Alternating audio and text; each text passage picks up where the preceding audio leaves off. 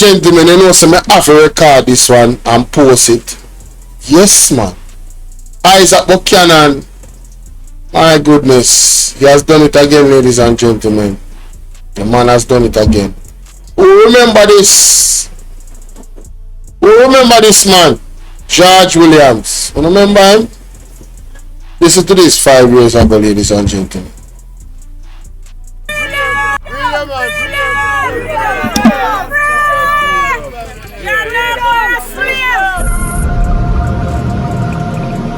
Today I can say, thank the Lord, my brother is out. And boy, the journey will be hard, but I'm prepared for it. This is certainly what I like to call swift justice, and so I'm very happy to know that all of this happened in 7 days.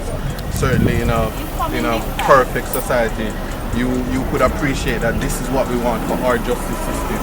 And so I would just implore all and plead to all defense attorneys that there are many of our brothers and sisters still in there, and we need to be able to assist them like we did for George. It's just the beginning.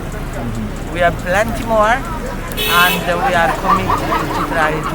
We got some funds, and we got the attorney, we got the psychiatrist, and I am ready to go for the all of them one by one until I will make sure that mentally ill are not locked in a prison. I think one of the misconceptions we have about persons with mental illness is that their functional state is permanent and that they cannot take it.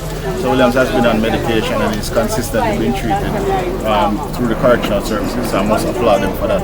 And certainly that his mental facets have improved since 1970 when he was incarcerated on a psychotic state. And he has shown significant improvement. He does have some persistent psychotic symptoms, but they do not interfere with his ability to either engage or understand what's going on. And I think that's one of the issues that we have to deal. But the reality is that what we all agree on is that the best place for Mr. Williams is for him to be at home with his relatives and for his treatment to be provided in the least restrictive environment. And I think that's what happened to here today, and I think that's a wonderful thing. I'm feeling so elated right now. After 50 years, and he's finally free. You know, words can't even explain how I'm feeling right now. I'm really, really grateful. Thanks to Jamaica's stand-up group, Mr. Buchanan and his team. He did a very great job in such a short time.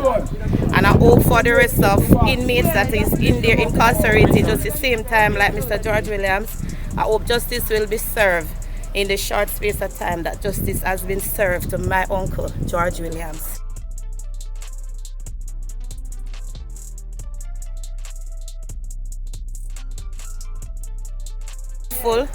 Thanks to Jamaica's stand-up group, Mr. Buchanan and his team. He did a very great job in such a short time. And I hope for the rest of inmates that is in there incarcerated just the same time. So ladies and gentlemen, that's his niece right there. And she are the one of the hero of them film. You understand what I say? So big her up. Alright? She never give up. See? I want to go to the article and then I go to what Isaac had to say. Alright? Did I share my screen? Oh yes, I did. Wonderful. Well, here's the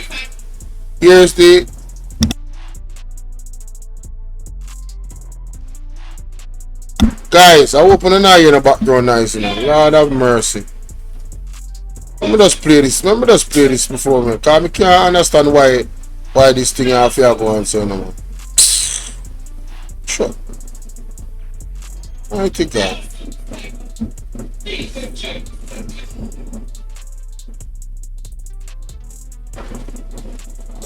Alright, so here's the article, ladies and gentlemen. It says, and it's a very short article. Government order to pay 120 million to man in prison 50 years without trial. See?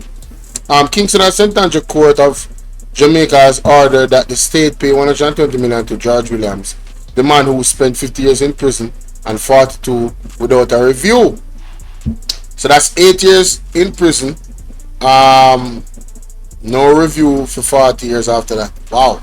The judgment was handed down by Judge Sonia Blair a few moments ago. Williams is to receive $42 million for vindictor damages and close to 79 million for compensatory. I'm gonna go on record to say I don't think that's enough money. I don't think it is. Alright? For obvious reasons. I mean, you cannot get back the 50 years, you cannot get back those moments. You know, that's some of the best years of his life. I mean, wow, you know, it's just, come on, man. He was locked out from society, his family, emotional trauma. Man, it's just a lot. When he was 20 years old, he was arrested. 20. I want you to think about that. 20 years old, being arrested. Obviously, he has mental challenge or whatever, right? I don't mean like that, but you know what I mean. Just factor in being 20 and being locked up for something you know he didn't do, and you was there for 50 years after that, and you never got a review. You never went to court. All right. He was arrested and charged with murder of a man in July 1970. He was declared unfit to plead, but was still held in prison. So, because of his mental illness, he was unfit to plead. Why did they hold him in prison? You know what I mean? Why did they hold him in prison? So, that's the article. Like I said, it's a pretty short article, right? Now, we're going to go to what Isat Buchanan, you know, had to say. And, yeah, here we go.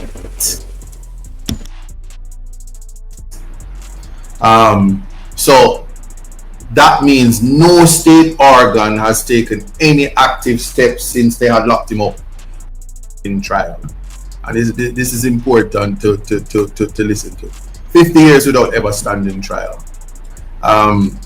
He was first indicted for a criminal offense on November 29, 1970. Just know that I wasn't born yet, and many of you probably weren't even around to even fathom this. This is Jamaica 8 years and about 3 months, or 3 August, September, October, 3 months after independence, almost 4 months. And he had some intellectual challenges. So people used to say, so to use the politically correct word, he has special needs, or he had a mental illness, right? So they said that he would go to the head doctor from as far back as he could recall. He even went to Bellevue Hospital in the 1960s. Now, he was charged. However, he came out of the hospital and he's walking home one day, and they lock him up, say that he is responsible for murdering Canadian citizens. And back then, you can imagine the climate of Jamaica, especially the climate that it is now, and tourism and all the things that when we talk about how we view human life, how government just generally thinks about human beings. And when we speak about government, we understand the arms of government: the executive, the legislature, the judiciary. That's what we're talking about, government and governance. We're talking about the state. So that means no state organ has taken any active steps since they had locked him up in 1975 to prosecute him. And it was purported that witnesses is still alive. He needs some milk. Trying to find this out to determine whether there was a viable prosecution, and he would have seen multiple murder convicts serve their time and return to society.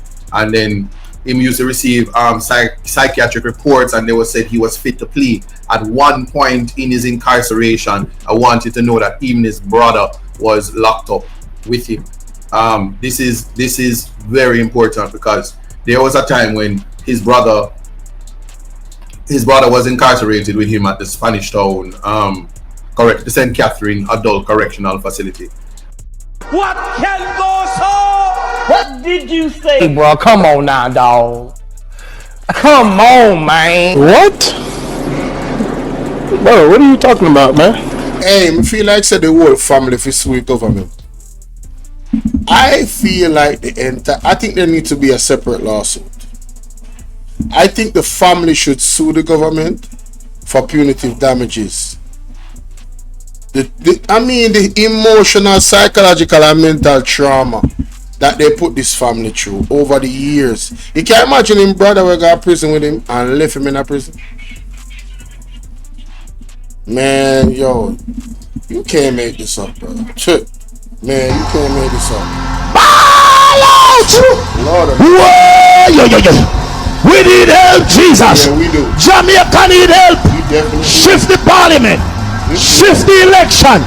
Shift everything. We do.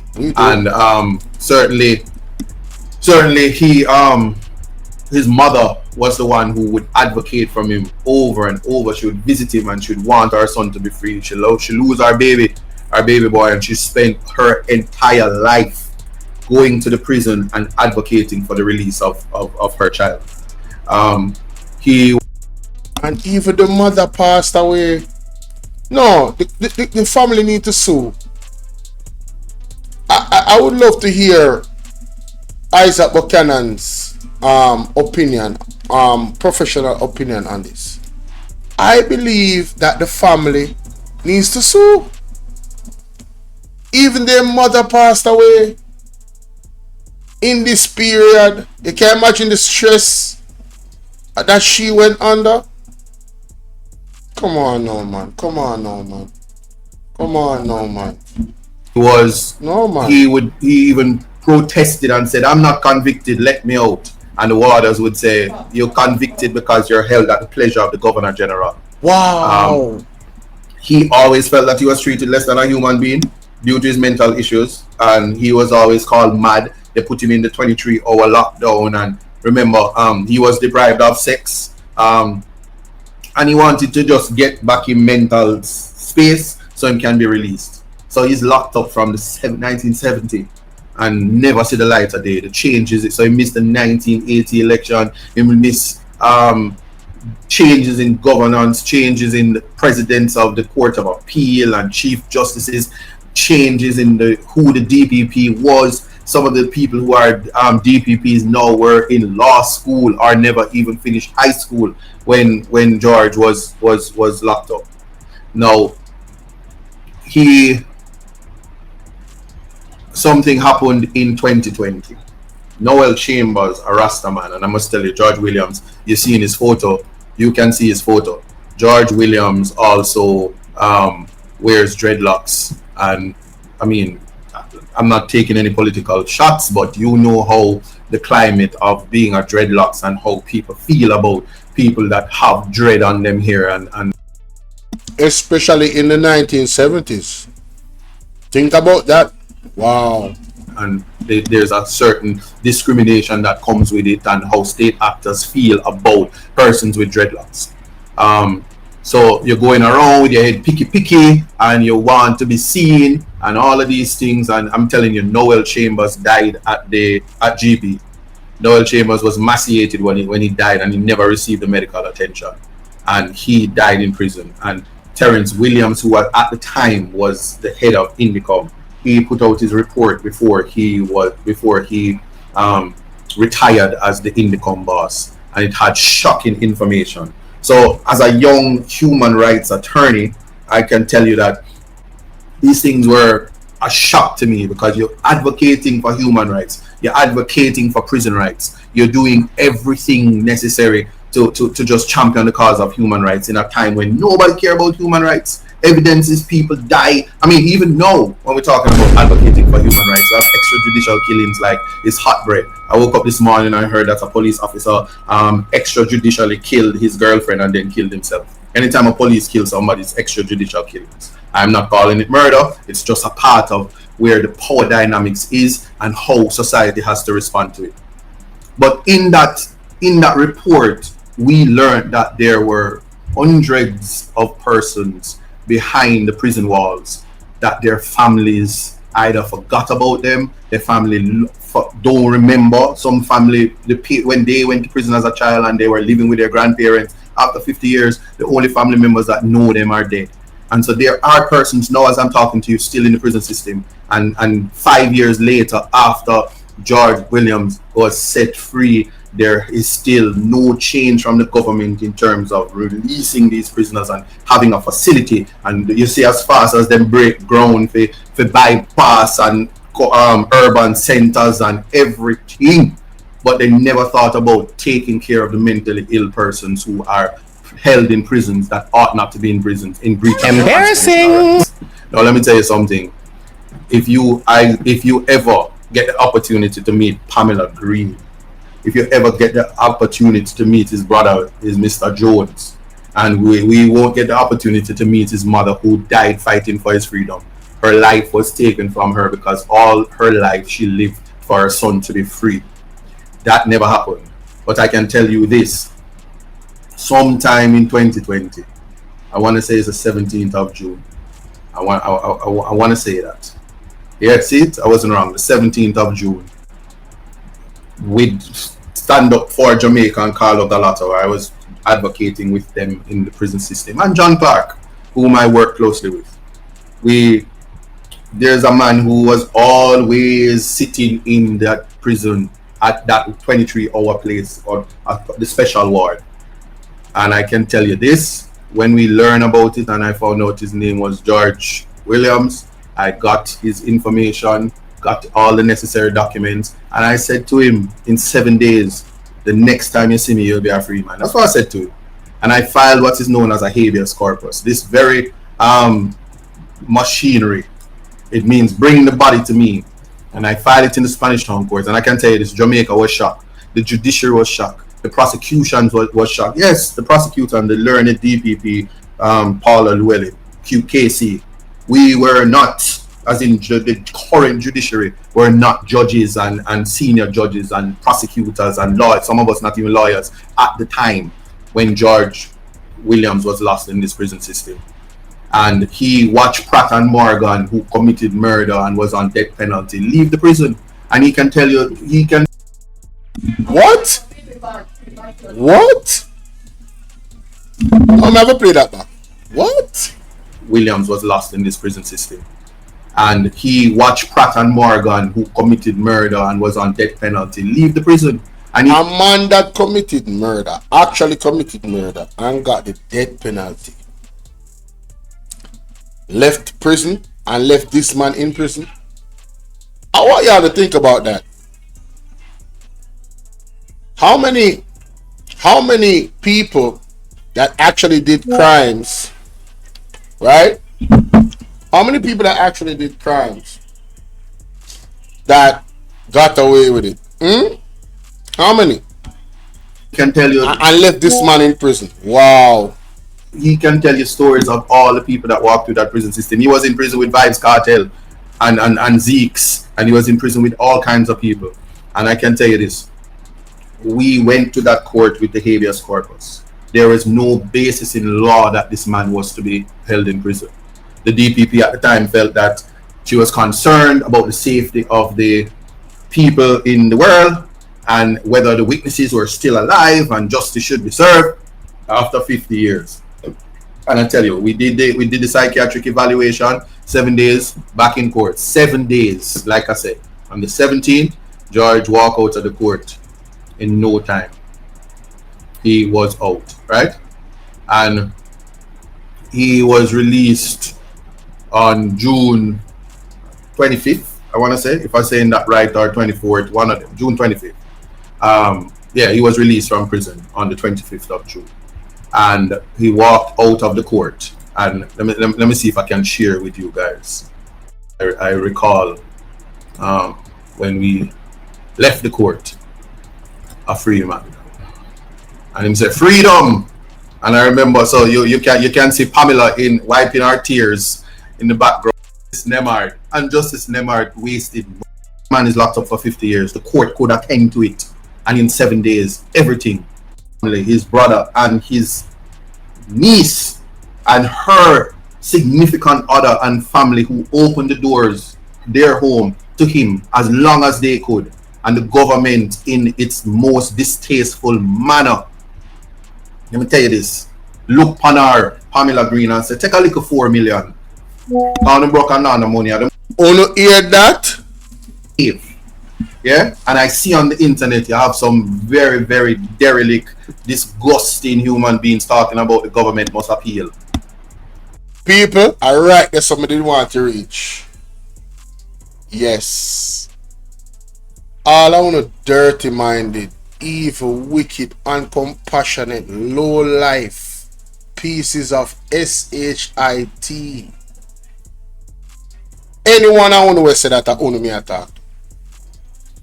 No apology. You all are disgusted. You all, I wish what happened to this man happens to you. I pray that God put you in a similar position for you to have some compassion, some learned compassion for what this man went through. I wish that 50 years of your life was taken away from you where you can't see your mother. The best years of your life, as a matter of fact, at age 20. If you're not 20 right now, I hope God could carry you back to 20 and make them lock up your wrongfully. Yes, anyone I want to say that. No apology. None. Uno is disgusting. Horrible human being. So you should be ashamed of yourself. Uno upset my entire spirit. How dare you even think something like that? This man should be getting 120 million US dollars for his troubles. You hear what I said? 120 million US dollars he should be getting for his troubles. Father God, give us life freely. Father God, give us days freely. You understand? There's no real monetary value you can put on that. 365 days times by 50. Someone who can't even last, we are run off in the mouth, can't even last 5 months in a prison without to get crazy and mad. 50 years. The man spent 18,250 days in a prison. You hear me say? How much hours that? Times that by 24. The man spent 438,000 hours in a prison. Innocent man. All that time gone. Never to return. Mighty God of Daniel. And at some point, the minutes, they start to get longer when you spend that much time in a prison. And he was treated terribly, according to him, by the officers. Remember the time, that this man went to prison, the 70s. Rasta was being persecuted by Bustamante and the Jamaica Labour Party when they was in power. Bring them in dead or alive. Remember that? Carl Garden incident? Rasta wasn't getting any respect in the society from the upper echelon, according to them of society. Wicked people. We're very, very happy for this man. Happy for his family. The ones that care about him genuinely cared. And I hope that the family sue the government as well and get more money for all of them trauma. And I hope that this sparks other people to take their legitimate claims to court. Alright? Yes. Good. Let me know what you think about that in the comments.